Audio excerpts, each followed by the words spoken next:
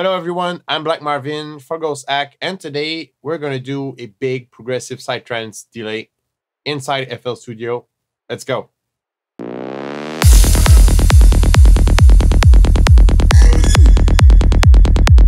First thing first is going to sound like this.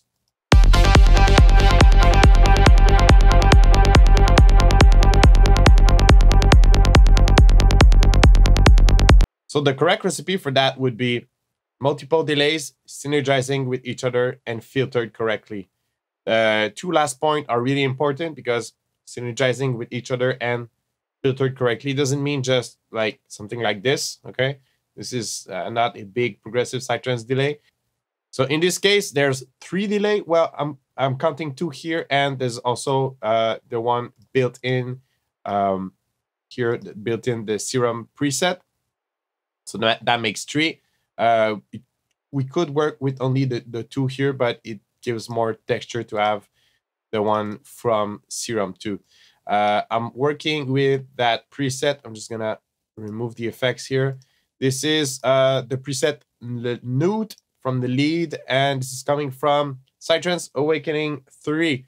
The only thing I did here is there was a LFO here that was at 1/16, and I just I use it on 1 bar, so it results like that. Okay. So it's that nice lead. And for the delay, what we have, first thing first, I'm just gonna remove all of that, and we have ColourCopy. We could actually just do it with on the 2 fruity delay tree, but and you could swap ColourCopy for another instance of delay, but I really like this one as a first delay. This is going to be the main one, and it's on 1/4 dot. So this is going to be I would say the main rhythm of it, and it sounds like this. I could have used maybe 1/4 or 1/2.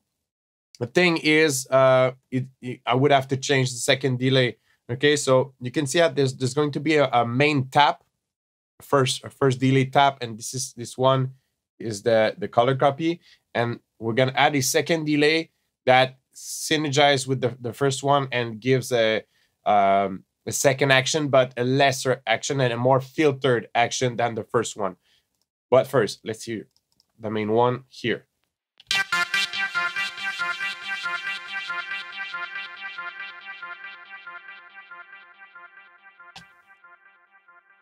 This one is already interesting, and I'm going to remove the delay here from Serum, and so you can really hear just the ColourCopy.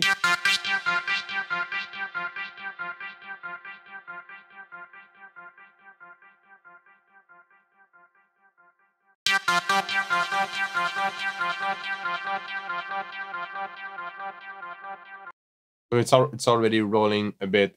So we have that main ColourCopy here, and I tweak the feedback so it fades out in a certain way.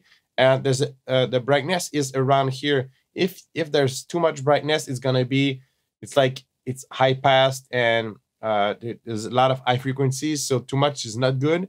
But this one, if you're too much on that side, it's like you can see it as a high pass, low pass, and if there's too much low frequencies, not enough high frequencies, it's gonna sound choked, and your second delay will not be able to bounce on it correctly. Okay, so that's what I have. And also there's a slight offset here, so on the left and the right, it gives a depth from a stereo perspective. It's like a kind of a has trick.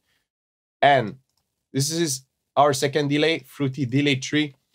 The timing is on 3. It works with there's other timings that work when it's on 5 too. It works, but I like the synergy better here. And this one is, since it's not the main one, it really needs to be filtered correctly. So I'm on the band pass here. It works too on high pass, but I'm on the band pass. So we're gonna hear what this one does. I'm on ping pong too, and there's a bit of offset on the pan again, so more depth and more not dynamics, but there's more stereo mojo going on. And let's hear what just this one does.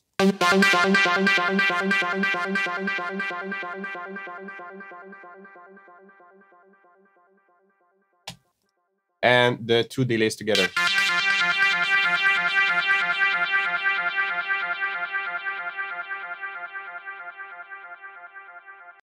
So after that, there's duck, which is gonna sidechain through the delayed signal, so it's gonna pump, and so this helps the kick and bass and the rest of the mix to punch through the delay, so the delay is not overwhelmingly present in the mix. So this is how it sounds.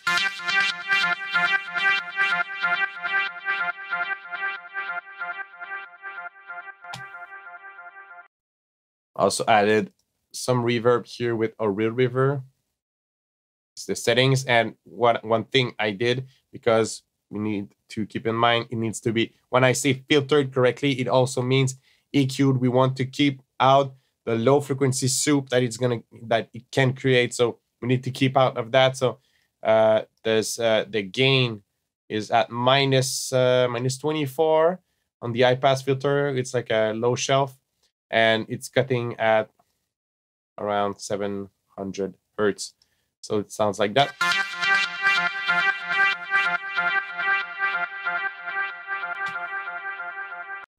Gives a bit of shine and presence and depth too. And finally,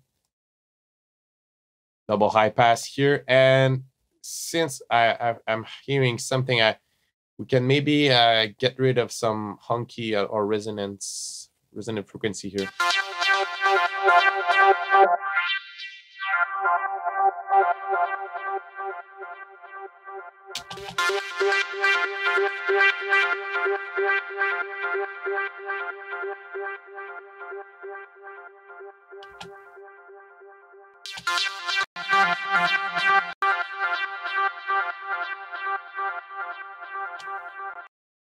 And finally, OTT. So it really brings all these frequencies. Now that they're clean, it really brings everything up.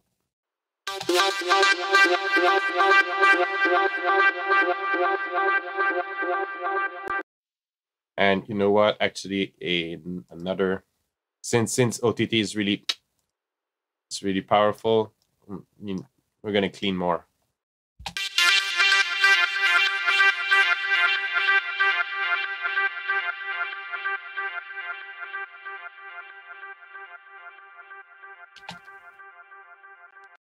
And final result.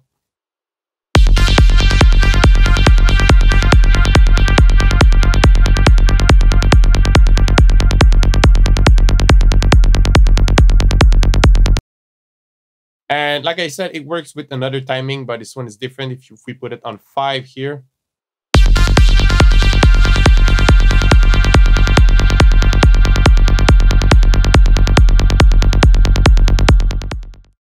But really, like, it works, but I definitely prefer it on 3. So yeah, and a bit more filtering possibly, but it works. And the idea to keep in mind is just the synergy between your first main delay and the other one needs to bounce in synergy, and EQ that, filter that, so it doesn't make a big mess in your mix.